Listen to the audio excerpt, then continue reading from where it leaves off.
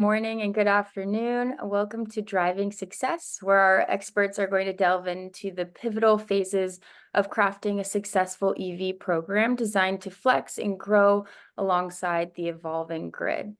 My name is Michaela Davis. I'm the Digital Marketing Manager here at Bidgely, and I'll be your host for today. Before I introduce your speakers really quickly, we'll go over some housekeeping rules. So Maria, if you wouldn't mind going to the next slide. So first, please ask questions. You can utilize the question and answer feature for any questions you have. I will be monitoring this throughout the webinar to make sure we get as many of your questions answered as possible. Also, feel free to utilize the chat feature to add comments and engage with your peers. After the webinar, there's going to be a post-webinar survey. It's only 3 questions, but we'd really appreciate if you took 2 minutes to answer those. We just use this feedback to continue improving our experience for you all and providing values through our webinar.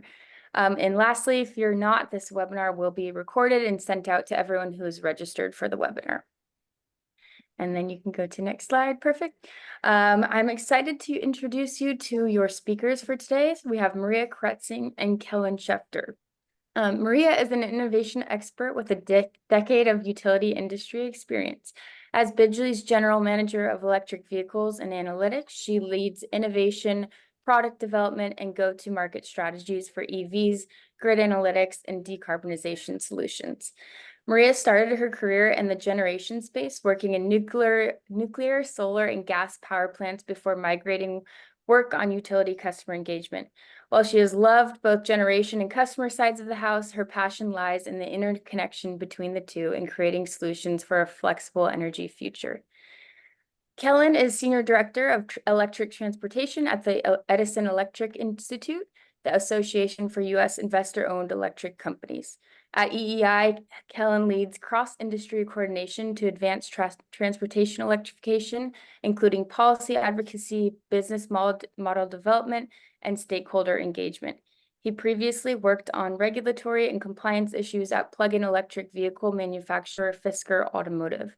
Prior to that, Kellen managed R&D projects in the Vehicle Technologies Office at the U.S. Department of Energy. So with that, I will hand it over to you, Maria.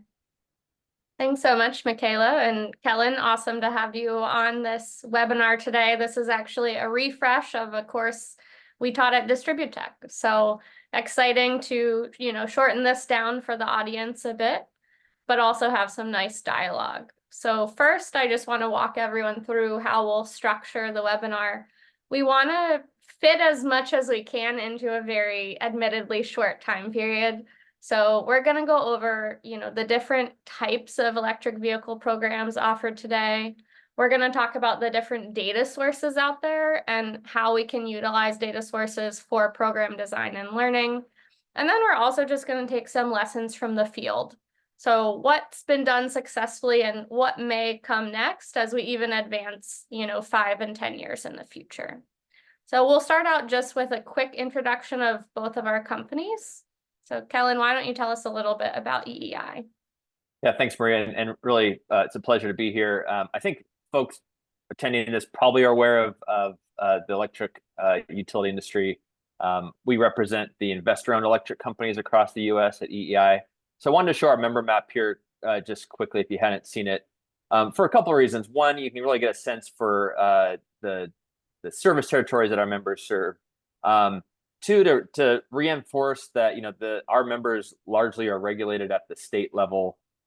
So one of the themes we'll be talking about throughout this course is putting forward programs that are successful, but that also can get approved. And thinking about each policy environment that each of these companies operates in is an important piece of that puzzle. And then third, just thinking about the different state of EV adoption across the country. Certainly not uniform, and so every one of our members operating in a slightly different realm of possible in terms of the EVs on the system that they could potentially utilize. So a little background there. Happy to continue discussion going forward. Thanks, Maria. Sure thing. And I'm guessing most of you know who Bidgely is, but I'm going to just point out we're an energy intelligence company. We specifically provide behind the meter insights in the form of disaggregation, which I'll touch on a bit today, really in order to achieve 3 goals. The first is to help customers engage with their utility or energy partner making them happy and participatory. The second is to build and manage a modern grid. So that does include EV programs and understanding how those programs can flex load intelligently. And then finally, for utilities, we aim to be a business partner. Everyone is trying to achieve a cost-effective business, and utilities are no different. So we want to partner with you to see how data can contribute to that effort. So we'll jump right into module 1. We're going to talk about EV program fundamentals. Essentially, this section, we're going to talk about, the elephant in the room, which is tons of EVs are coming online. What are we going to do about it? And what are the options to shift that load? So I'll actually start out with just a quick video of why we need load shifting.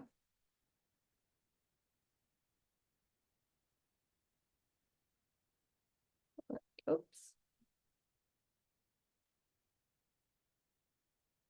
Your child needs these 3 key factors to about get that. into an Ivy League or top 25 university. Actually, Let's put talk me about the to cul-de-sac effect. you. Let's say the Jones family adopts an EV.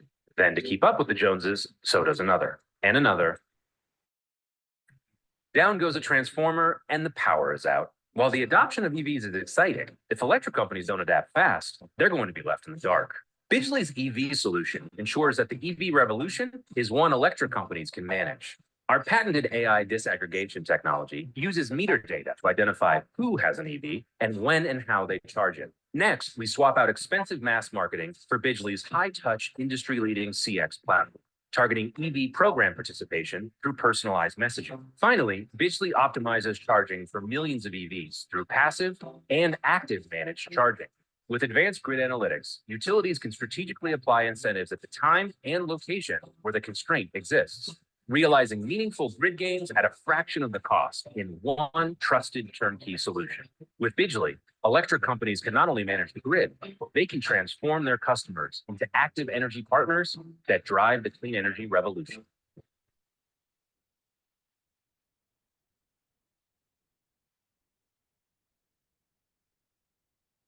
So sorry about that. The video did not work in the PowerPoint, but essentially we need load shifting because of the inherent potential risk of stacking all this vehicle charging on top of an existing peak demand that's already stressing certain systems and potentially all systems. And specifically, we need to think not just in terms of, why we need it, but also of the potential value for both customers and for a utility. So here's an interesting study. This is actually, NREL has done some fantastic studies on the value of managed charging and the potential of charging if unmanaged or managed. And you can see that on the right, there's this view. If we had unmanaged EV charging, we're likely going to see a substantial peak that, especially for California, is going to align with right when we're coming out of that duck curve, going right into their peak. However, if we can actually work with customers to manage when charging occurs, we're going to be able to flatten the load overall and actually save a substantial amount of money. Where does that value come from? It comes from a combination of, first of all, bulk power system investments. So we don't have to build peaker plants or new solar installations. Rather, we can use the existing plants or, bring on more green energy, retire dirty energy. We can also reduce the bulk power costs. So again, during that potential peak, the market would have high power prices and potentially, you're having peaker plants or natural gas plants increase and come online, which is going to cost an additional amount of money. An interesting one I think we'll see more and more is our distribution system right now, obviously designed to handle our current load. But if we start to see very spiky behavior on particular assets, we're going to need to overinvest in those assets. And so that's an area where there's, especially in certain areas, going to be a lot of value to managing electric vehicles. And then just in terms of the customer side, as well as the clean energy transition, if we're able to manage when electric vehicle charging can occur, we can actually reduce renewable curtailment. We see that tends to be in California or Arizona, Nevada, where there's a lot of solar fields, but during the day, we do have that duck belly. But if we could have all electric vehicles charge in that belly, we could reduce curtailment. Additionally, we could increase hosting capacity. So again, on the circuits throughout a territory, by having these really flexible resources help us manage load, we could actually increase hosting capacity in those neighborhoods or those territories. So now we might ask ourselves, what are ways that we can manage electric vehicles or really use them as flexible resources? And there's a couple different options. I'm sure most are familiar with the different options based on either rates. So we have, of course, time of use rates, which is the most common option that's probably out there today. But there's also subscription rates, demand rates, charger subscriptions, EV specific rates. And what we know is that there is, especially with a high differential between a rate that's on peak and off peak, we know that this significantly motivates customers to shift their charging times. We also have managed charging programs that may be specific, not necessarily through a rate, but there may be a specific incentive for customers to either give access to their vehicle or commit to charging only at certain times of the day for a flat incentive, perhaps $20 a month or $75 a year. And there's two types. So one is a behavioral or passive managed charging program. That's where the customer would fully take ownership of their behavior and performance, and we can measure their performance through AMI, telematics, or the electric vehicle equipment itself. There's another more aggressive form of managed charging, which is going to be active or direct control. So we'll incentivize customers to connect their device so that they can be optimized in a holistic manner. So in this case, the customer does have to give us access to their vehicle or their charger, but we do all the heavy lifting and actually charge their vehicle in an optimal manner. So these are the three, I would say, most common programs out there for shifting load. And then I mentioned, disaggregation, telematics, and EVSEs as three options for how to achieve those or how to implement that. There's also additional hardware available. Now I would say the additional hardware is, we used to call it a dongle. It inserts into the OBD2 port of a vehicle. That's not quite as common anymore, but still could be used. Vehicle telematics is becoming one of the most prominent options. One of the difficult things is not all vehicles allow for telematics to be accessed. But what this is referring to is communicating with the car directly. So every vehicle now has essentially a computer on board, and we can communicate via 4G or 5G and not only get the data, the charging data, but we can also stop and start charging for many vehicles. Additionally, your network level 2 charger, the charger you might install at your home, you can connect it to your Wi-Fi. And so again, in theory, you could start or stop charging through Wi-Fi as well. And then finally, Bidgely loves this category, which is disaggregation. So one very cool thing is if your utility already does have smart meters, we can actually detect who has an electric vehicle, as well as exactly when they're charging. So for example, if you do a passive managed charging program, where you want to measure how often a customer charged on peak, we're able to detect when the customer charges on peak without any device connection. It's just with the native smart meter that the customer would already have. So it's key to understand all of these technologies. It's not always cost effective to basically do everything, as nice as that is to have the whole kit and caboodle in one program. Sometimes, especially with lower volumes of customers, we'll need to start out with just one technology. But really, that's where we have to evaluate the program design and program intent to determine what technology to use. So I'll pass it over to Kellen to just talk a little more about the changes in EV penetration.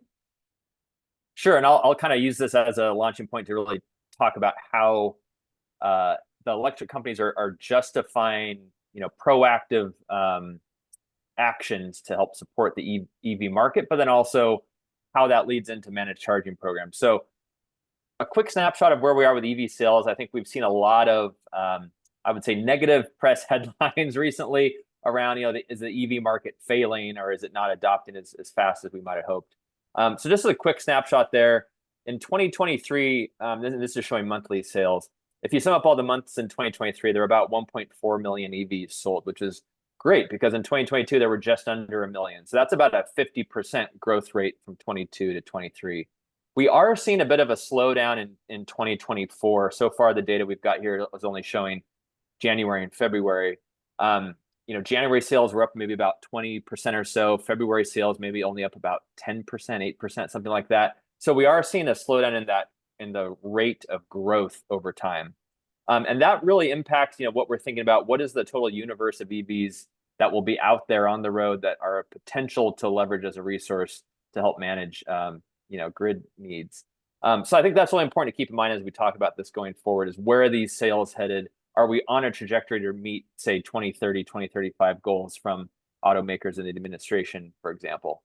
Just a couple of things also to point out here while we have it up. Tesla is the blue bar in that line, and it's really important to point out Tesla is still the dominant auto manufacturer in the EV space today, and that has an impact on how, when you're looking at a managed charging program, how do you reach out and touch different vehicles by different automakers? Second, California still dominates. So even if there's a change in just Tesla sales just in California, that can really skew the national picture. So something to keep in mind as you're hearing about where EV sales are headed.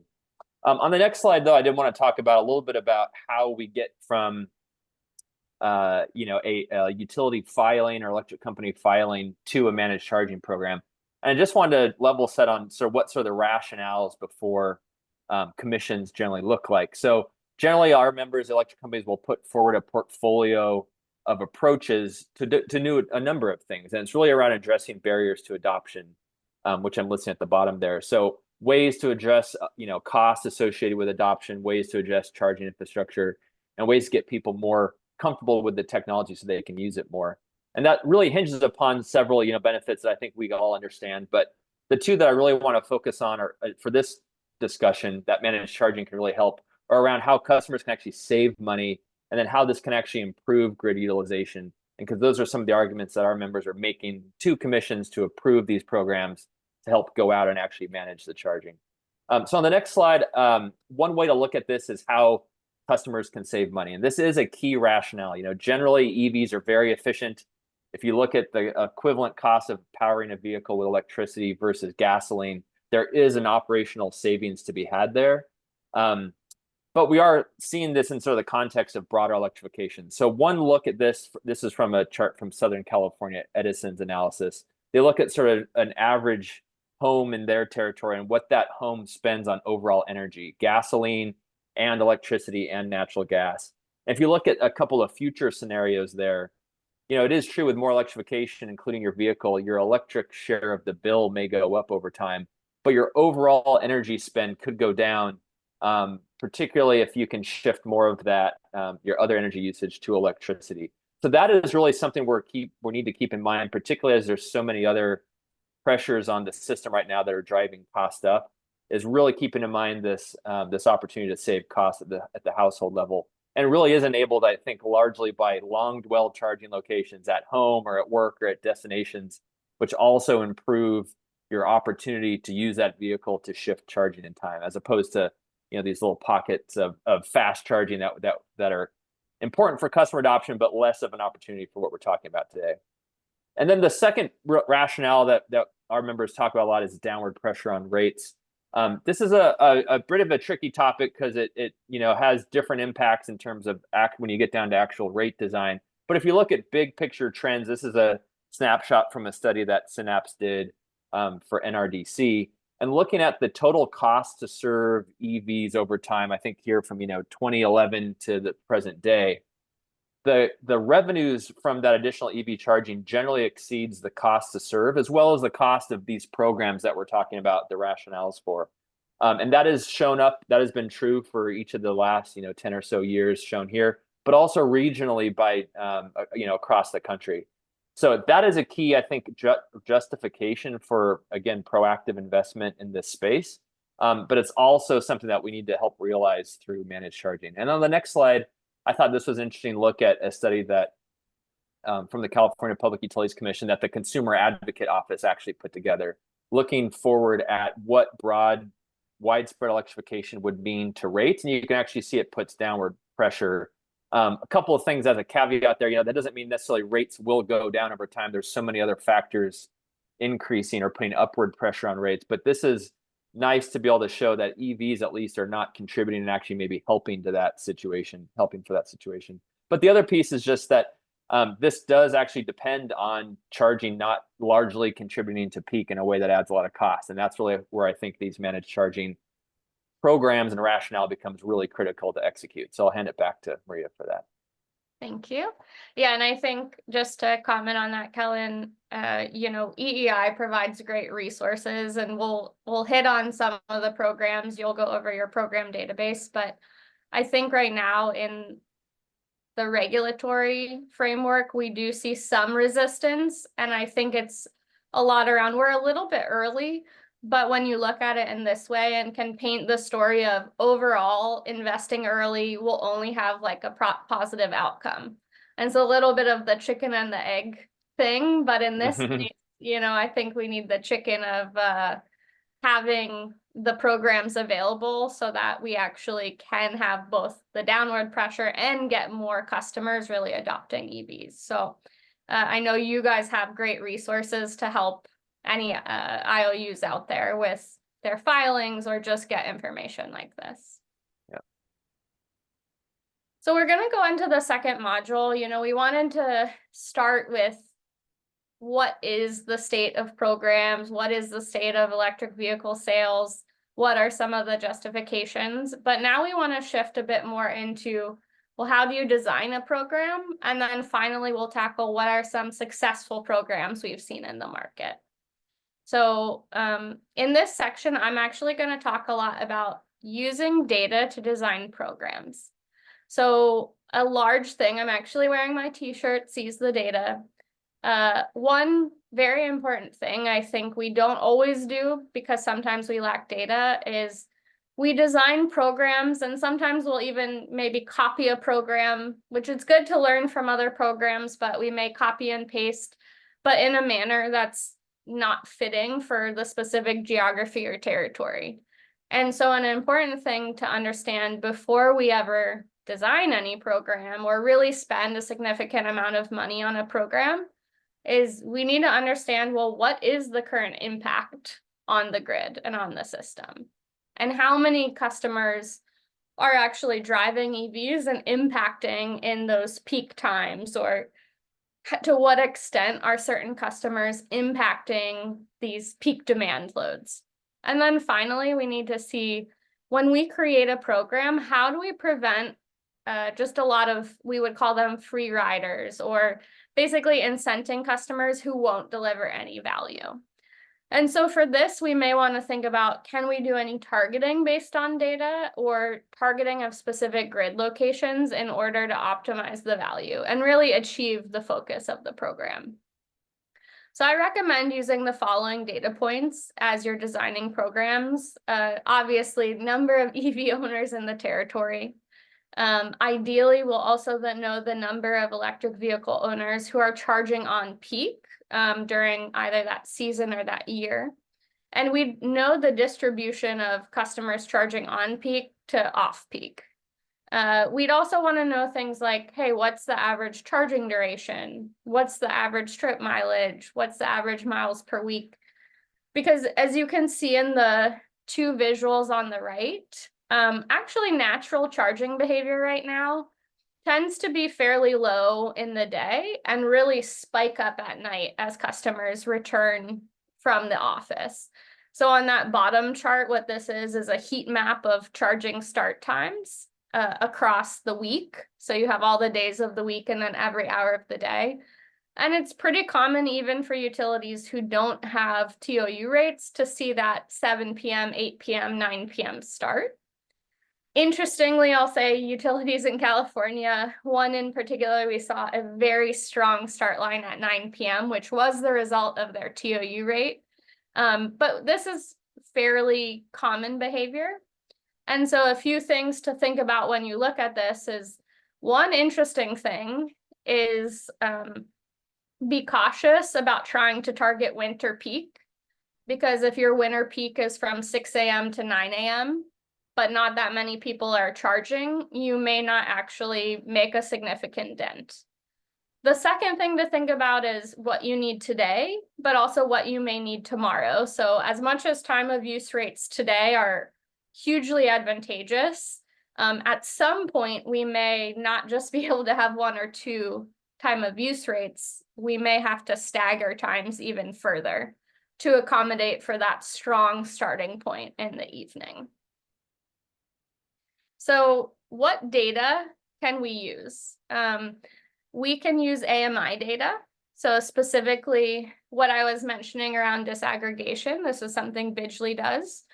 We can actually leverage all the meters, all the smart meters in the territory to determine electric vehicle owners and also their usage at any hour of the day. And we do this actually through a stack of algorithms where we are looking at the smart meter reads every 15, 30, 60 minutes and looking at the amplitude as well as the shape of their household energy usage. And what we see is each appliance actually has a unique fingerprint so that we can determine, I'll say I have a level 1 charger and we could be, determining, oh, Maria has a level 1 charger and she charges it from 6 p.m. to 8 a.m. every day. But then we may say, and Kellen, I don't know if you have an EV, but for the sake of this example, I'm going to pretend you have a level 2 charger. Maybe we look at another household and we say, oh, Kellen's has a level 2 charger and he's not starting charging till 10 and he charges on average till, 4 a.m. So we can actually see those nuances. And with that, we can actually, sorry, my mouse is going a little crazy. We can actually look at these load curves. So we can look at before a treatment that could occur, and we can look at after treatment. We can also use that AMI data for targeting. So that's crucial to the equation. There's another source of data, which is telematics or EVSE data. Telematics data I mentioned is straight from the vehicle, and it basically provides this onboard resource to the vehicle to give us things ranging from where is the vehicle located, how many miles are on the vehicle, what speed is the vehicle going, but also is the vehicle charging. And what we can do is we can actually see, where and when customers charge. Now, the one thing about telematics is we do need permission from the customer. So either telematics through the car or connection to EVSE, we do need permission. I'll point out the chart on the right, which is useful, is the one thing telematics can show us is that EVSE and telematics cannot, is what it looks like both charging in public and charging at home. So we can get an understanding of what's on average, customer charging behavior at home, and then also how many of customers are actually charging frequently in public. And both of this data, I'm going to go back actually to what's a successful program. Both of these pieces of data can help us to design a successful program, but also measure a successful program. And so when we think about KPIs, we're thinking about kilowatt or demand, right? What can we reduce from the peak? But we're also thinking about over the course of a year, how many kilowatt hours can we shift from peak to off peak? So what that might look like is this visual I have shown is we may take a snapshot before any treatment occurs. And then we may look after and see in those time periods, where we really want to shift load away from, the extent to which we've reduced that peak or that consumption. We also need to acknowledge that, number of customers engaged and enrolled is really important, because as much as these, there's a few customers that'll have outsized value, we can't only treat, 100 customers. We have to be treating a larger population in order to get the most benefit to all of those customers, but also to our system. And then finally, we do need to be thinking about how much is it costing in order to get that downward rate pressure that Kellen mentioned. We need to make sure there's like a cost effectiveness factor where we're looking at the value in terms of how much load have we reduced and how much did we incent customers, pay vendors, pay our own staff in order to do so. So we really need to look how to maximize that dollar per KW we're spending. But just a final thought on data. When you're thinking about, data you can use and thinking about AMI versus telematics, both are really great options. I want to highlight two downsides of each one. So for AMI, really great to get your full population analysis, and one benefit is you're able to get this data before you ever have a program so that you can intelligently design your program. The unfortunate thing is you only can look at home charging because it's dependent, obviously, on that charging to be within the smart meter envelope. For telematics, on the other hand, I can see, the benefit is I can see public and at-home charging. And I can get details of even miles driven and customer behavior. I can get the battery status of a car, but I can't actually do that on a wide population of customers. And I do have to get customers to opt in. So that makes that a little more challenging to get bigger populations, but makes it interesting on having a bit more data. Overall, recommendation is to use both to complement each other. But sometimes when you start a program, you obviously have to consider which comes first in terms of just getting a program started. All right, so the final module is just talking about how do we design programs for success. And Kellen, I'll pass it to you to just talk about the research and also records you have at EEI in order, for you to evaluate and also support the other IOUs. Great, thanks. Yeah, so if folks aren't familiar with this resource, the link is there and you'll be able to get the slides afterwards. But I definitely recommend checking this out. It's our EV program database. Basically, my team at EEI and largely my colleague Charles Helfield, who went through basically all of our records of all of the IOU members, all their filings, and then disaggregated each of those major filings into discrete programs. We have over 500 plus, programs that we've found so far from almost 80 electric companies in nearly every state. So that's in a big spreadsheet you can go download and look at. But you can see we sort of list, the state, the company, the type of program, two just examples shown there for illustration. We don't have it, I will say, sorted quite as nicely as Maria, as you've sorted in terms of like active or passive or those types of different managed charging programs. But you can definitely find things like time of use rates versus things like DR style managed charging programs and that kind of stuff. So certainly encourage people to go take a look. On the next slide, just one sort of snapshot of some of the data that you can kind of pull from this, for example. One of the program types is charging infrastructure, meaning programs to help reduce the cost of infrastructure to a customer to make it easier for them to install. And you can see the different structures, how we've categorized them. We have sort of make-ready rebates or incentive as the most popular one that emerges. That's covering the larger, cost of the installation versus an EVSE only rebate or incentive, which just covers the charging equipment. You can see there are a number of programs that do some type of ownership where the electric company actually owns the charging station itself. And an emerging one that we're seeing grow over time is this, what we're calling on-bill EVSE recovery, but essentially a program that's fully paid for by the customer, but they sort of pay for a charging station on their bill over time. And I think one thing, these are all great because they help get infrastructure out there, but they are also ways to build into your program managed charging solutions. But if you think about each of these program types have different ways to do that. If you are an electric company offering a rebate, maybe you attach a string where you can get this rebate if you agree to sign up for a time of use rate or a managed charging program. If you're an electric company that actually wants to own the equipment, either through one of these ownership programs or even through like an on-bill financing or recovery program, there's actually potentially more levers you could pull. If you own the equipment, you could maybe directly control it, or you could specify the behavior that the customer will adhere to participate in that program. So important to think about the different levers you can pull that really go into that overall kind of program design.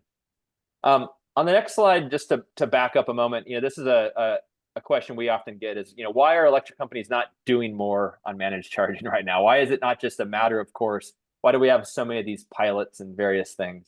And I think it's really important to think about what we're trying to accomplish here. I think, and this is from EEI's perspective, a lot of the conversation to date has been largely driven by car companies who are really interested in selling more EVs, or kind of third-party, providers who are trying to make a business model work and try to extract some value here. And that is not a critique at all of sort of, these businesses. Everyone's trying to make money and ensure that their programs are and businesses are successful.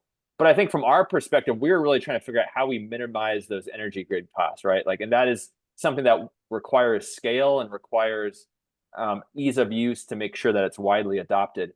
And I think we're trying to pull the conversation back in that direction a little bit. Ideally, we would land somewhere where everyone is happy and gets all of those things accomplished.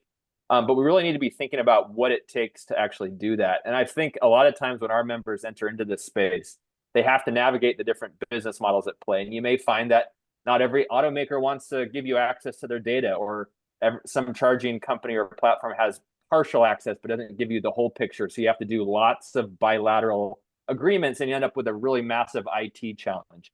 Now, I think on our side, to be fair, a lot of our members have different requirements, different program reporting, things like that. So I think we're still in this mode of trying to find ways to solve this many-to-many, automaker, vendor, and utility interaction problem. So we're still working through that, but I think the goal really is to try to land in the middle where everyone has a successful business, but we're also really minimizing those energy costs. And the last thing I'll just point out, this is a really helpful chart from the Vehicle Grid Integration Council. So far today, we've been talking about managed charging, which I would put in that sort of category A there, load-only mode. We think about the electric vehicle as a load or as an end user, and we're thinking about shifting that charging in time or magnitude. But often when we talk about vehicle integration as a sort of umbrella term, we're talking about lots of other different use cases. And the three other big ones here are things like when the vehicle is exporting power to a home, when the grid is maybe down for repair or an emergency. That could be sort of a backup, stand-in for, say, a backup diesel generator or something at your house. On the right, we have two examples which bring more into what people consider V2G. Maybe the vehicle exporting power to the home while the grid is still up. So there's some parallel, energy management going on. Or it could be actually the vehicle exporting power beyond the meter into the distribution system itself. On the right, those are sort of a big threshold question. Then you go through a different process from the electric company, where now if this vehicle could really be live when the grid is down or potentially exporting power, you have to think about safety, reliability, all these other things that really matter to the system operator. And so that often becomes more complicated from, say, a safety, integration, regulatory challenge. Whereas on the left, backup and load-only mode, much more straightforward, and I think still provides a lot of value. So I think we just need to be thinking about these different use cases when we talk about VGI or smart charging. A lot of times people want to jump to the more complicated solution or do the full bells and whistles solution, when I think there's so much we can do even in that load-only mode today to really bring forward a lot of these benefits and not have to solve the hardest problems right out of the gate. So with that, I'll hand it back to you.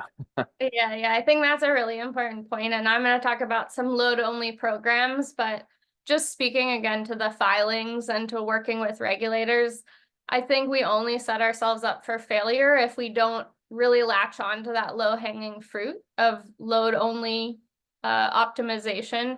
And if we jump too quickly to vehicle to grid, because if we're able to successfully have really strong load-only programs, it's going to be far easier to, one, develop scaled programs that have thousands of customers in them, but then two, also continue on to potential Vita H or Vita G use cases. I'm going to give two examples from Bidgely. So the first example is actually a time of use program. I know as I was mentioning the different types of programs, I mentioned rates as one structure, and I think rates, we cannot overlook the effectiveness that a time of use rate, an EV rate, a subscription rate could have. In this case, PSEG Long Island had very advantageous rates where it was a 3-to-1 type of differential between off-peak and on-peak.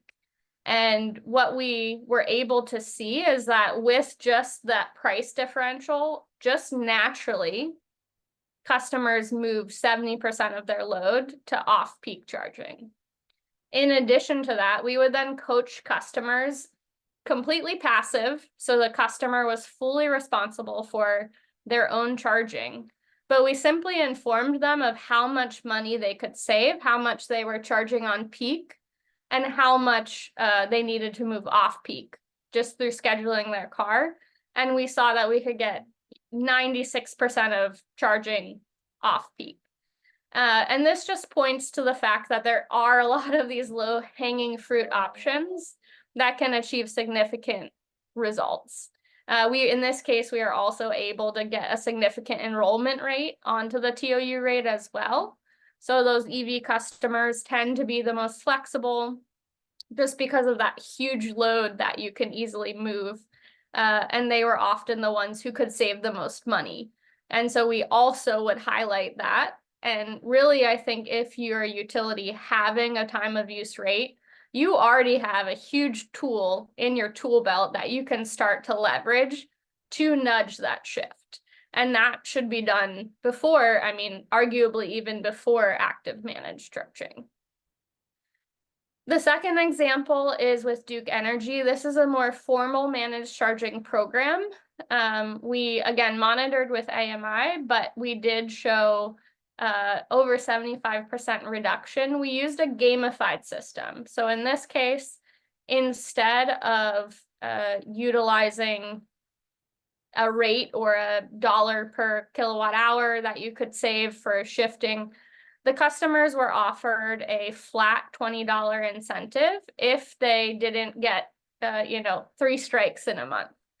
And so this was very engaging for customers, and it also had a lot of, let's say, email opens, click-throughs, just general enjoyment from the customers. Every single customer on the program, rated with a thumbs up or that they like this program. So this is, again, using AMI only. I will actually point out one more program, which unfortunately I forgot to include, but an active managed charging program for NV Energy, where we're actually for a specific targeted population, only those with the highest on-peak charging. We're inviting those customers to enroll in the trial through telematics directly and see how those customers would respond or shift their behavior. Interestingly, we only did an enrollment incentive, so there's no ongoing incentive.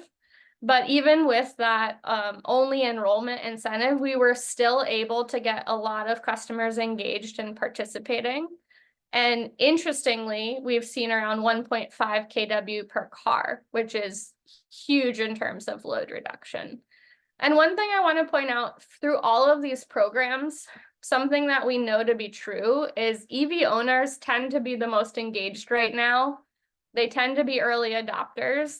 This is actually extremely beneficial because you have the opportunity right now to have a real dialogue going back and forth with these customers and really see what's going to move the needle and what won't move the needle. Now, the risk on the flip side is that as we get really the middle of the pack to adopt EVs, we might have to change some strategies. However, we have really engaged customers. We have to take advantage now to start testing these programs and engaging them. So we do have an appendix. You know, we'll send this deck out. It just has some helpful definitions for you. But that's the end of the, you know, main portion of the webinar. But at this time, would love to open it up for any questions or dialogue you may have. So feel free to chat, or Michaela, I don't know if they can come off mute, but one of those two options for Q&A would be great.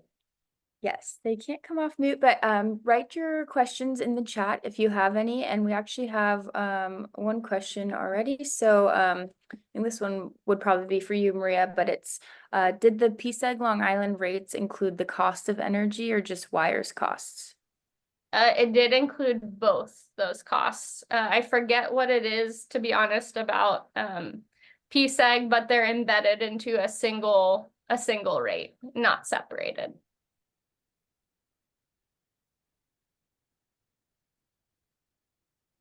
And Maria, just one question about that one too. Did you say that that's actually a whole house time of use rate? Like it's not just for an EV separately metered charging or anything like that. It's a whole house. Yeah, great question. It is a whole house TOU. It's not like just an EV only rate. It does have, you know, any appliance is relevant on that rate. Awesome. Next question we have is, which approaches do you see more utilities favoring now? Time of use, managed charging, or other? Kellen, I'm going to defer to you first because I'm biased just from my customer set.